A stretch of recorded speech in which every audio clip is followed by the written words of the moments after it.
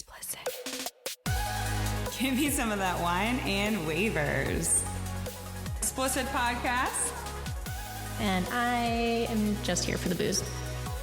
No, I'm just kidding. I think we all are. Hey everyone, what's up? It's Diane from Wine and Waivers coming at you solo. Just kidding, I'm not. The other bitches are joining here too in the video. But we could get together this week, so we had to do a video this way. And by the way, it is really fucking awkward and weird. Way different than when you're all together and recording from a phone, like just of everyone sitting here bullshitting together.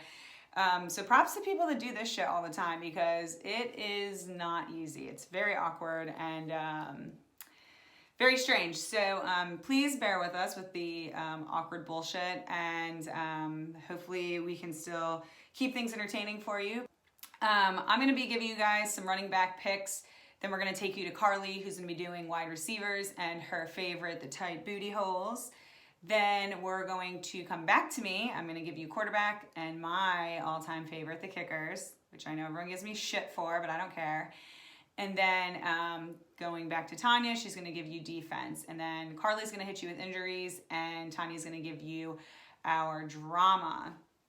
Also, Tanya's going to be giving you our wine of the week because that's her favorite part of this podcast and she likes to get fucked up. So we leave that to her. I'm kidding, by the way, but I mean, really. But we're going to go ahead and start off with the running back choices. My number one is Nyheim Hines.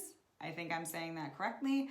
He's the running back for the Colts, and he is 34.2% owned, so kind of a good chance that he might still be available on your waiver wire. He had a really good game, especially for us in a half-point PPR league. He got 23.3 points, looked fucking good, and he's likely going to be involved even more because his main man, Marlon Mack, is currently out with an injury, which Carly will go into a little bit more, but it's likely he's going to be out for the season. So pick his ass up if it's available.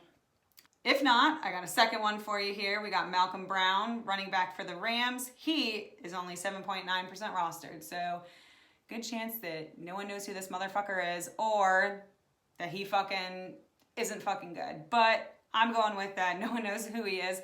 Or they just weren't expecting him to pop off because he's so low owned. But that's good for you because you can pick his ass up now. I might do it my damn self. So we'll see.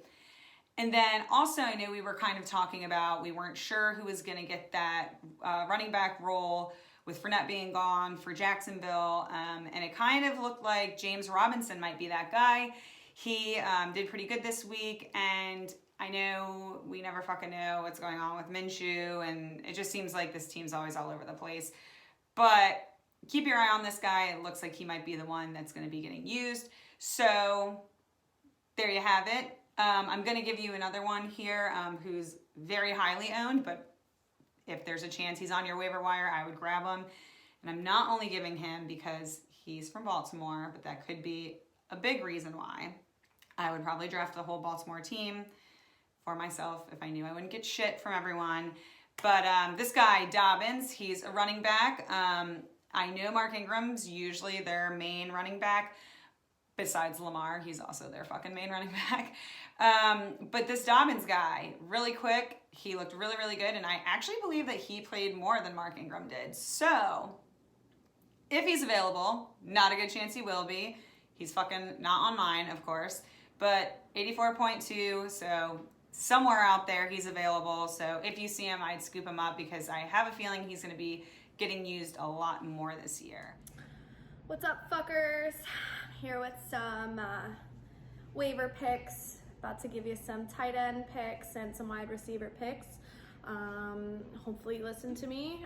If not, you're a fucking idiot. Anyway, here we go. Some tight end picks.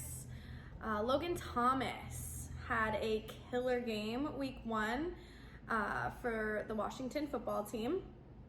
4 passes with 37 yards and a touchdown against the Eagles. Definitely someone I would look into picking up if he is still available. He's very under possessed in our league, so definitely someone to keep an eye on there. Also, Eric Ebron, very low on the roster as well, which is surprising to me, but pending tonight's game, I honestly think that he will outplay McDonald's. So we'll see him against the Giants. Hopefully they pull out a win, go Steelers. So those are some two tight end picks. As far as wide receivers, I have Sammy Watkins for Kansas City. He's about 46% owned, I believe, but he hit 7 of 9 targets last night. And it seems to me like he's a huge favorite of Mahomes, and so I can see him maybe putting up a lot of points throughout the season. Also, Alan Lazard, or Lizard as my friend calls him, for the Packers here, 25% owned. But he had a really great game against the Vikings. He secured all of his targets. I think it was a total of 64 yards and a touchdown for the Packers. I think he was a big component of their win against the Vikings. So definitely someone to look into if he is not picked up in your football league. So I don't know. Hopefully those help you. I had a pretty great week 1. But if you didn't have a great week 1, maybe think about picking some of these people up, and I'll have a drink for you. So that takes me to quarterback. Oh, you poor fucking Carson Wentz people. I'm so sorry that you either picked him up or are a fan or whatever the reason may be, because he played like shit. He had 8 sacks. He only completed 24 of 42 pass attempts. The whole fucking team was a shit mess. They just look like absolute trash. So if he's your QB1, I would highly suggest picking someone else up to at least put on your bench, if nothing else, because if this fucking O-line in Philly doesn't get it together, like, they're just gonna be garbage the whole fucking season. So I would pick someone else up and highly consider using them instead.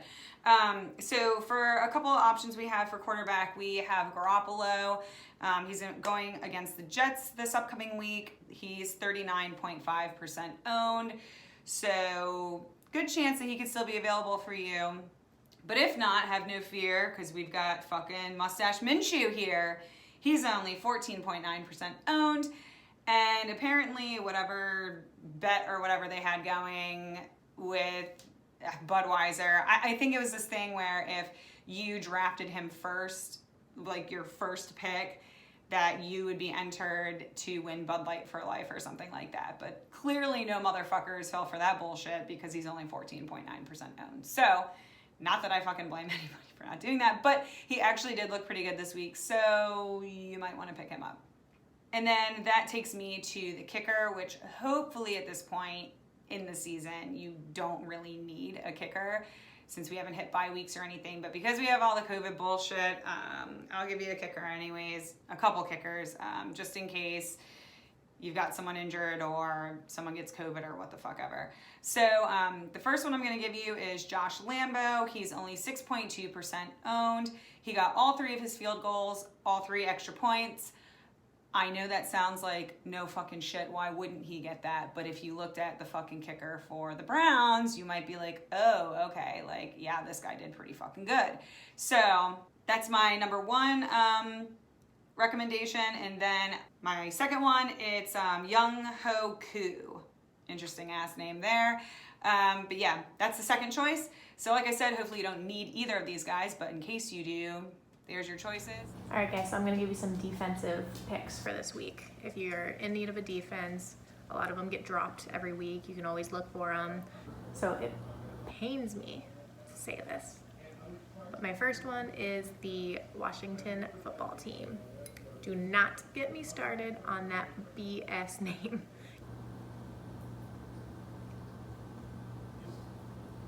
You guys couldn't have come up with anything better than the Washington football team? You're gonna have your mascot be Hey Arnold, be the football heads? Like what? What are you doing? Anyway, They whooped the Eagles' ass. They put up 17 points. They're playing the Cardinals this week. I don't think they're going to put up another 17 points against them, but I feel like it's at least going to be a decent enough attempt against them to keep up that stamina and give you a positive score. With that being said, if the Eagles keep playing the way they are and throwing all of the interceptions left and right, y'all might want to be looking at the Rams. So those are a couple that you can look for. Hopefully they work out for you. So I'm gonna start this video off saying that I fucking suck at taking videos of myself, so I hope you guys enjoy this because it's been quite the ride. Anyway, lots of injuries this week. Clear to me that no one was eating their Wheaties in the off season. I'm not gonna do the whole list here, but some of the key ones: Devontae Parker, really questionable week 2 with a hamstring injury. I can't say injury today. Miles Sanders, also out hamstring this week. Huge running back for the Eagles. Probably one of the reasons why they ate shit against the Washington football team this week. Not sure if he's going to be back week 2 either. Michael Thomas, out with an ankle injury, questionable for week 2. He got injured, I think, in the last play of the game, so definitely something to keep an eye on there. Blake Jarwin, huge knee injury, out for the complete season. And then Marlon Mack. I think a torn Achilles is one of like my worst fears on the planet, and the man, poor man, out for the season too. So keep an eye on people coming through the waiver wires. Might be some really great people coming up in place of these guys. So definitely keep an eye out for that. All right, so I'm gonna jump straight into the wine. Y'all know that's my favorite part. So today we have the Broken Earth Winery Petite Syrah. Y'all know I can never say that word. We learned that last season. Petite Syrah. It is 14.7%. Sounds good to me. Let's give it a try.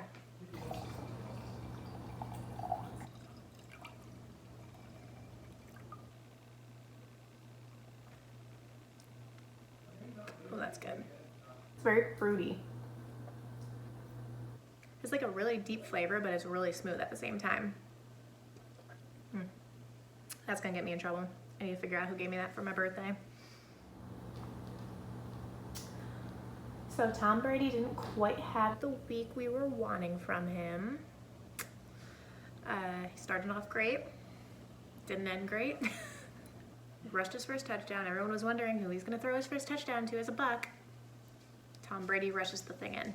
So, I mean, it started off amazing. That was so quick. And then just went downhill. Look. He threw almost as many interceptions as touchdowns. You aren't Jameis Winston. Come on, guy. We need to separate that big time.